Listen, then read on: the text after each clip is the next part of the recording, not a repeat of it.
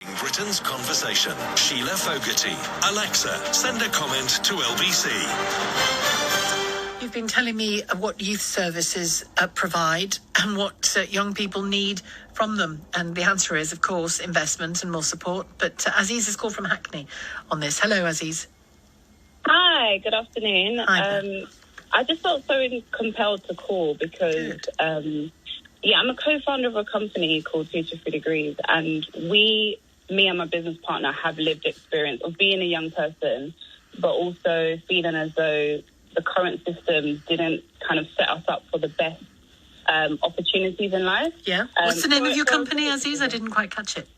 It's called 2 to 3 Degrees. 2 to 3 Degrees. Okay. Yeah, and so we set up the company, Carl Conado and I set up the company to kind of really empower young people with personal development skills that they need for their futures. So many of us go through the education system, but we don't learn critical soft skills or life skills that really will help us navigate different aspects of our life, whether that be communication, confidence building, what networking is, how to kind of navigate the professional working world when you first get into an office or into a workspace.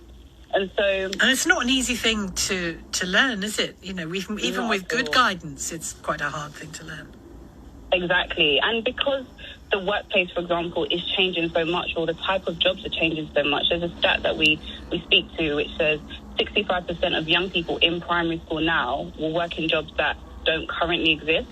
We have to be thinking about the skills that we're helping young people to be adaptable and resilient and to just have a positive mindset about their futures. And I think one of the things that we're really looking forward to trying to do is, in addition to the programs, try to lobby government and other politicians to make available this type of funding that isn't so driven based from a negative space, which is obviously what you're talking about in terms of the antisocial hotspots. Yeah, well, that's why I kind of balked when I saw that it said antisocial hotspots, and I thought, well, they're also opportunity hotspots and potential hotspots full of young people who need guidance and opportunity. So let's think about it slightly differently.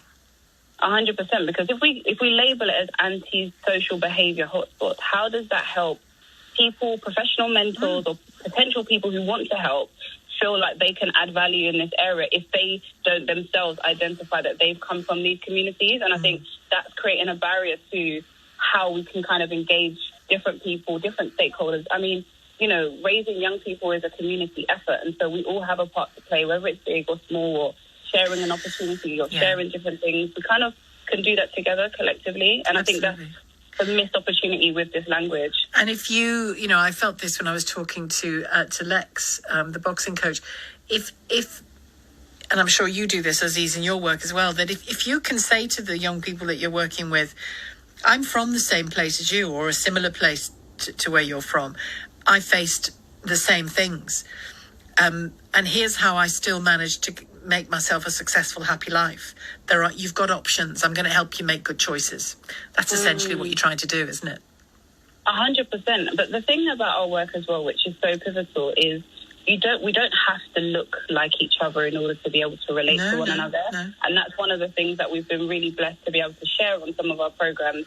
Because if you think about it, Sheila, like, so many of us have had the time in our lives where we just didn't know what we wanted to do. Yeah. And just with a little bit of guidance, we've kind of navigated our way there. And so many of our volunteers say that they never thought they would be in the profession that they are in today. And if so many more young people knew that, they wouldn't feel so sometimes paralyzed with having to make decisions about their future that they feel like could be fatal if they make the wrong decision. And actually, there is no wrong decision.